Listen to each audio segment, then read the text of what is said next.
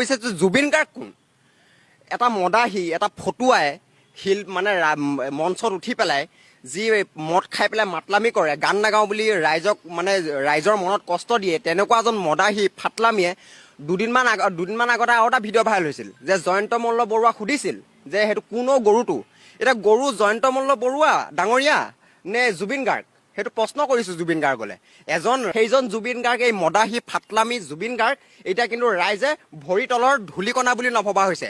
কাৰণ অহংকাৰে যেতিয়া মানুহৰ মূৰত ধৰে তেতিয়া কিন্তু অহংকাৰে দৰ্পচন, অহংকাৰ হৈ গ'লে কিন্তু জুবিন গাৰ্গ মানে এনেকুৱা এটা তলৰ পৰ্যায়লৈ যাবলগীয়া আজি অৱস্থা নিজৰ অহংকাৰে গৈছে। ৰেঞ্জ অভাৰ গিফ্ট পোৱা জুবিন গাৰ্গে এতিয়া হিয়াৰ আমঠু কিন্তু এতিয়া ৰাইজৰ এই ভৰি তলৰ জোতা চেণ্ডেলৰ ভৰি তলৰ সেই ধূলিকণ হৈ পৰিলে জুবিন গাৰ্গ।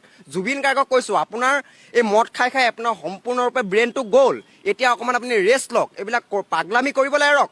কাৰণ আপোনাৰ ইমান বেছি পাগলামি হৈ গৈছে যে এজন অসমৰ হিয়াৰ আমঠু জুবিন গাৰ্গ হাৰ্থপ বোলে, নৱপ্ৰজন্মৰ হাৰ্থপ।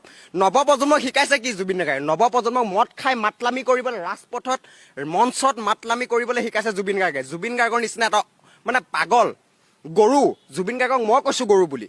দুদিনমানৰ আগত জয়ন্ত মল্ল বৰুৱাক ডাঙৰীয়াক কৈছিল নহয় কোনো সেই গৰুটো বুলি কৈছিল নহয়, ইংলিছ ক'ব জানে, হিন্দী ক'ব জানে, অসমীয়া ক'ব জানে, প্ৰশ্ন কৰিছিল। কিন্তু তেওঁক কৈছোঁ দুটামান ইংলিছত কথা ক'লেই, দুটামান ভাল মানে মদ খাই লৈ পেলাই গান গালে আপুনি ৰাইজৰ হিয়া আমঠু হ'ব নোৱাৰে। আপুনি যদি প্ৰকৃত ৰাইজৰ হিয়া আমঠু হ'লহেঁতেন আপুনি এই